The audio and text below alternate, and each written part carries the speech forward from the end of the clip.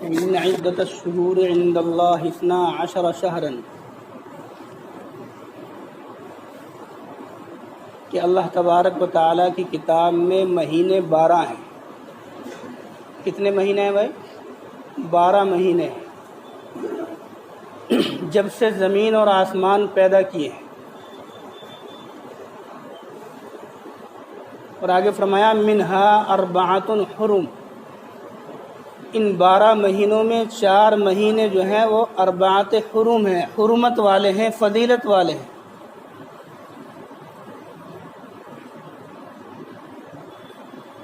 وہ 4 مہینے کون سے ہیں؟ وہ ذی قعدہ، ذی الحج، رجب اور محرم۔ یہ جو مہینہ چل رہا ہے محرم کا، جس کی آج 3 تاریخ ہے، اور آنے والا جمعہ جو ہے وہ عاشورے کا دن ہے۔ عاشورہ کسے کہتے ہیں؟ عاشورہ کہتے ہیں 10واں، عربی کے اندر عاشورہ 10ویں کو کہتے ہیں۔ اور ہمارے دل دماغ کے اندر عاشورہ سے کیا مراد ہے؟ کہ جس دن ہم کھیچڑ بنائے، اور جس دن ہم جو ہے وہ اس طرح کے کام کریں جو شریعت کا حصہ نہیں ہے، جبکہ عاشورے سے مراد ہے 10واں دن۔ تو یہ محرم کا جو مہینہ چل رہا ہے یہ بھی بڑی برکت والا، فضیلت والا مہینہ ہے۔ اور اس مہینے کے اندر کچھ کام کرنے کے ہوتے ہیں اور کچھ کام سے بچنا ہوتا ہے۔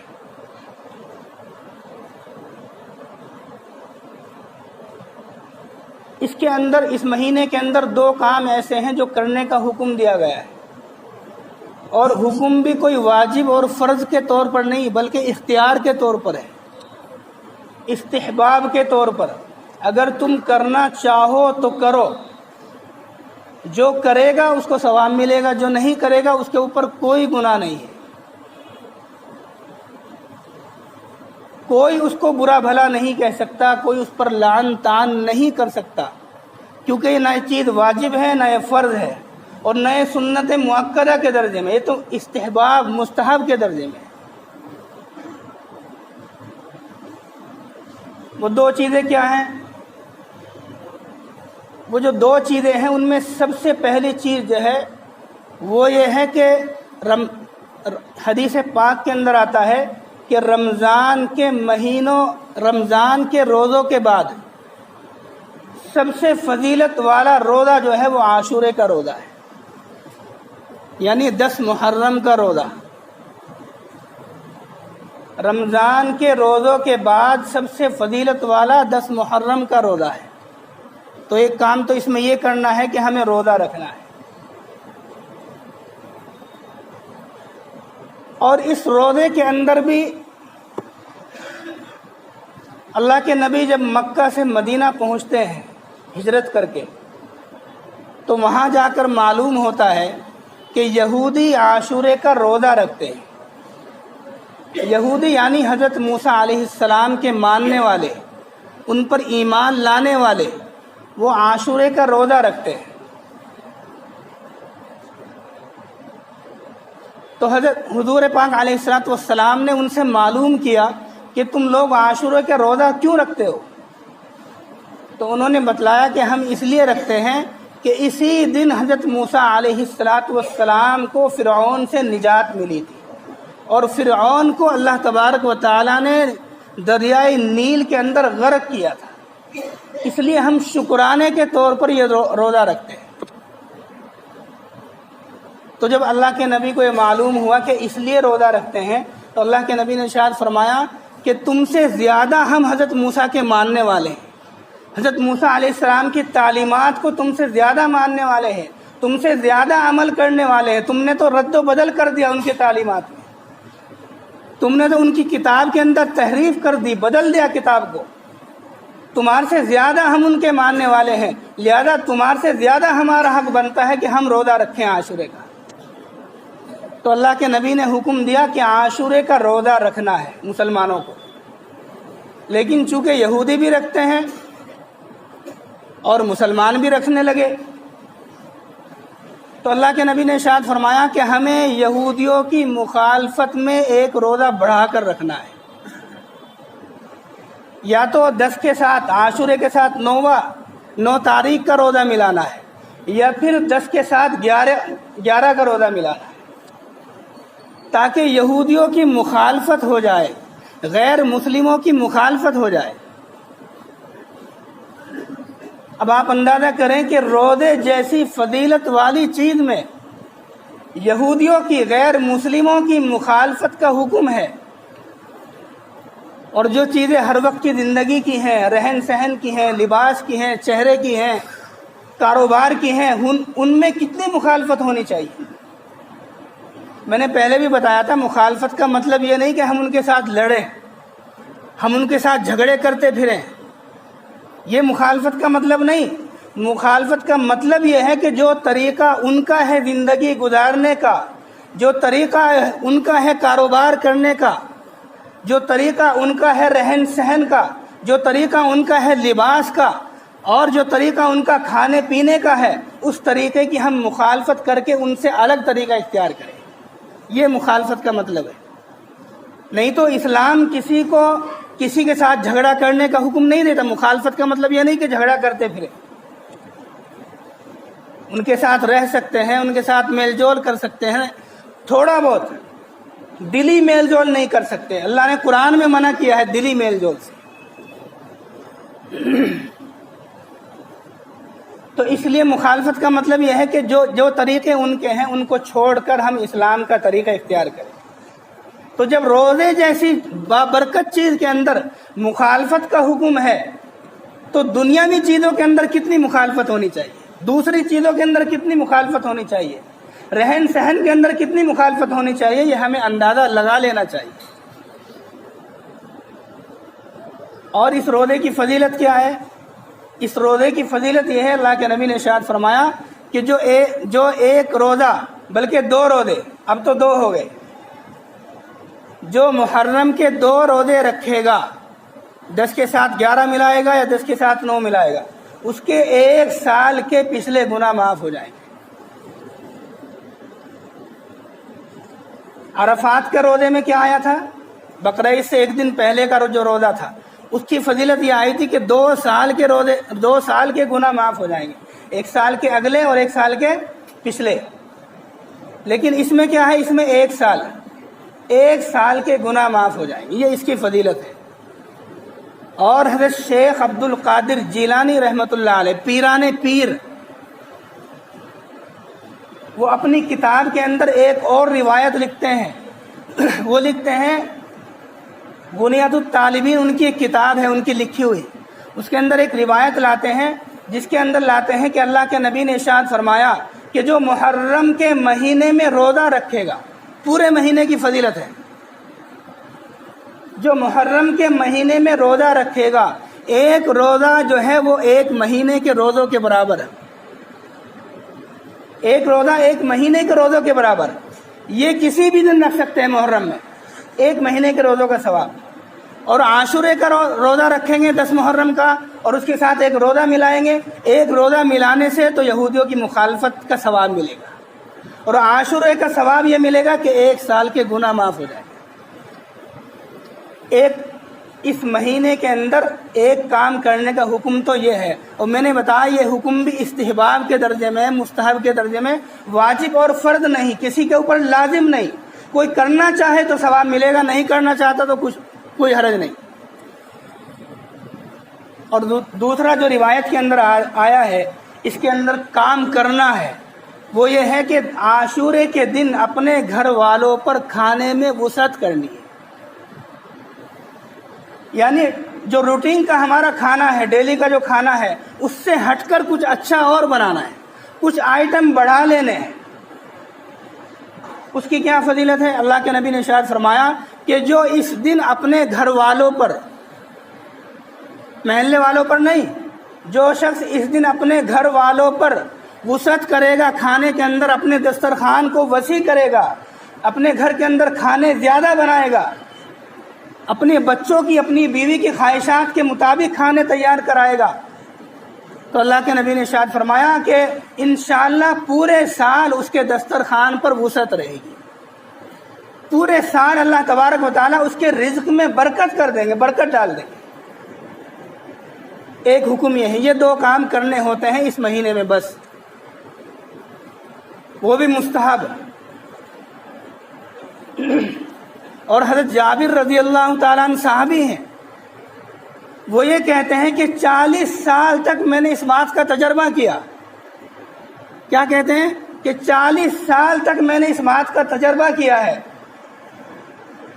کہ عاشورے کے دن میں نے اپنے گھر والوں پر وسعت کی کھانے میں۔ 40 سالہ میرا تجربہ ہے کہ پورے سال اللہ نے مجھے بہت دیا ہے، پورے سال اللہ نے میرے رزق میں برکت رکھی ہے۔ اس لیے صحابی نے تجربہ بھی بیان کر دیا۔ اب ہم جو چاہیں کر سکتے ہیں، نہ چاہیں تو ہم نہ کریں۔ کوئی اس میں واجب اور فرض کا درجہ نہیں، فضیلت کا درجہ ہے۔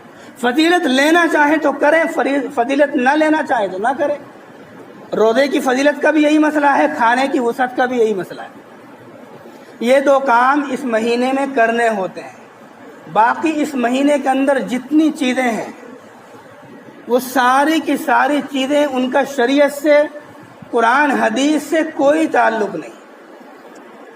سب سے پہلے تو یہ سمجھ لینا چاہیے کہ عاشورے کی فضیلت بہت پہلے سے ہے، اللہ کے نبی سے بھی پہلے ہے۔ محرم کی فضیلت اللہ نے قرآن میں بیان کر دیا کہ یہ 4 مہینے حرمت والے ہیں، اور ہم کیا کہیں کہ جی اس مہینے میں نکاح نہ کرنا، نہیں تو نکاح چلے گا نہیں۔ کتنی بڑے افسوس کی بات ہے، اللہ کہہ رہے ہیں کہ یہ حرمت والے مہینے ہیں، فضیلت والے مہینے ہیں، اور ہم کیا کہہ رہے ہیں کہ اس مہینے میں جو نکاح کرے گا وہ نکاح چلے گا نہیں، ٹوٹ جائے گا۔ نعوذ باللہ من ذالک۔ جن کا عقیدہ یہ بن جائے گا ان کا واقعی ٹوٹ جائے گا۔ یہ عقیدہ بنانا انتہائی خطرناک بات ہے۔ یہ تو برکت والا ہے۔ کتنی امہات المؤمنین ہیں، اللہ کے نبی کی بیویاں ہیں جن کا نکاح محرم میں ہوا ہے، محرم کے مہینے میں نکاح ہوا ان کا اللہ کے نبی سے۔ تو اس لیے یہ عقیدے غلط ہیں۔ دوسرے، کسی کھانے کو کسی دن کے لیے متعین کرنا اور اس کو ضروری سمجھ لینا، یہ جو ہے وہ بدعت ہو جاتا ہے۔ آپ پورے سال کھچڑ بنائیں، پورے سال آپ اپنے گھر والوں کو کھچڑ کھلائیں، کون منع کرتا ہے؟ پورے سال حلوے کھلائیں، کوئی منع نہیں کرتا۔ ایک سے ایک کھانے بنائیں، کوئی منع نہیں کرتا۔ لیکن کسی ایک دن کو متعین کر کے اس میں یہ چیز لازم اور ملزوم کر لینا کہ اس تاریخ کے اندر کھچڑ ہی بنے گا، یہ ضروری ہے اور یہ دین کا حصہ ہے، یہ سمجھ لینا یہ جو ہے وہ بدعت ہو جاتا ہے۔ یہ اچھی چیز کو بدعت بنا لینا ہے۔ حالانکہ کھانا اچھی چیز ہے، لیکن اس کو لازم کر لینا، ہم نے اس کو خراب کر لیا۔ تو اس لیے اس میں کوئی اس طرح کی چیز نہیں۔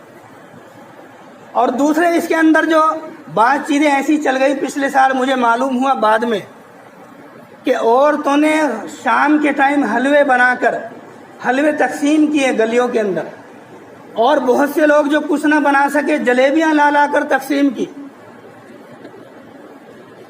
پتہ نہیں ان کے اندر، ان کے ذہن کے اندر کیا عقیدہ ہے، وہ کیا کرنا چاہتے ہیں، کیا مسئلہ ہے ان کا عقیدہ کیا ہے، جبکہ ایسی کوئی چیز اللہ کے نبی سے ثابت نہیں ہے۔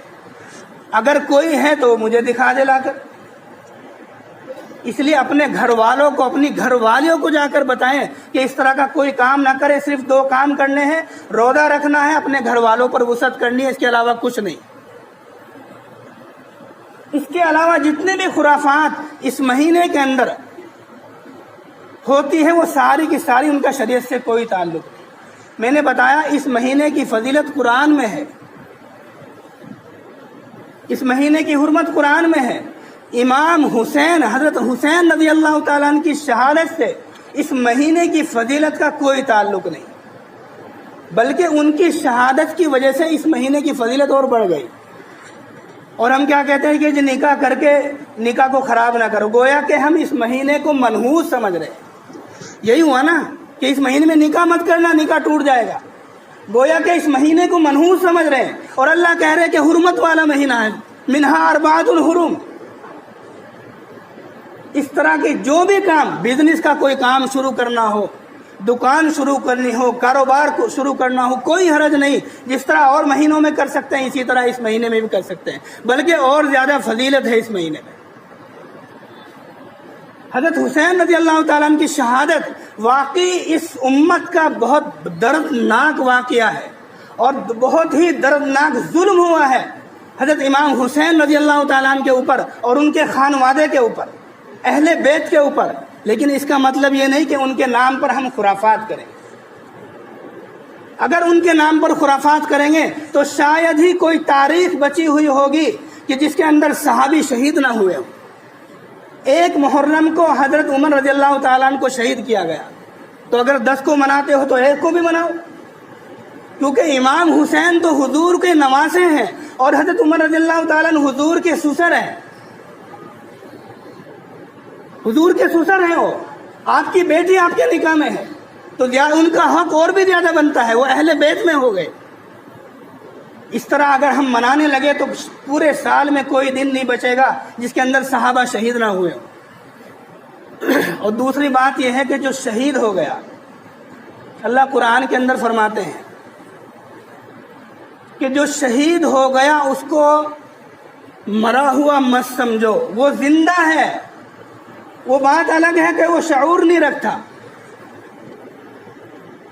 آیت میرے ذہن سے نکل گئی. اللہ قرآن کے اندر فرما رہے بات، گویا کہ شہادت بہت بڑی فضیلت کی بات ہے اور بہت توپ کی قسم کی جو ہے وہ فضیلت ہے ان کے پاس، اور ہم اس کو منحوس مہینہ سمجھ کر اس کے اندر ماتم کریں اور اس کے اندر جو ہے نہ جانے کیا کیا خرافات کریں، گویا کہ ہم جو ہے قرآن حدیث کے بالکل خلاف کر رہے ہیں، امام حسین کی تعلیمات کے خلاف کر رہے ہیں. ابن عقیل ایک تاریخ کی کتاب ہے، اس کے اندر حضرت حسین رضی اللہ تعالیٰ عنہ نے شہادت سے 3 دن پہلے اپنی بہن حضرت زینب رضی اللہ تعالیٰ عنہ کو حکم دیا باقاعدہ، کیونکہ آپ کو معلوم تھا، آپ کو اندازہ ہو گیا تھا کہ کیا ہونے والا ہے. آپ نے حکم دیا کہ اگر میرے ساتھ کچھ ہو جائے، خدا نہ خواستہ میں شہید ہو جاؤں یا میرے ساتھ کوئی معاملہ ہو جائے تو کوئی ماتم نہ کرنا میرے مرنے کے بعد. تو گویا کہ ہم حضرت حسین کی بھی تعلیمات کے خلاف کر رہے ہیں، ان کے نام پر انہی کی تعلیم کے خلاف کر رہے ہیں. تو اس لیے ان چیزوں سے بچنا چاہیے. جو چیز کرنے کی ہے وہ کرنی چاہیے اور جن چیزوں سے بچنا ہے وہ بچنا چاہیے. اللہ تبارک و تعالیٰ، باتیں اور بھی بہت سارے ذہن میں تھی لیکن ٹائم نہیں. اللہ تبارک و تعالیٰ سے دعا ہے کہ اللہ تبارک و تعالیٰ عمل کرنے کی توفیق نصیب فرمائے. وآخر دعوانا ان الحمد للہ رب العالمین.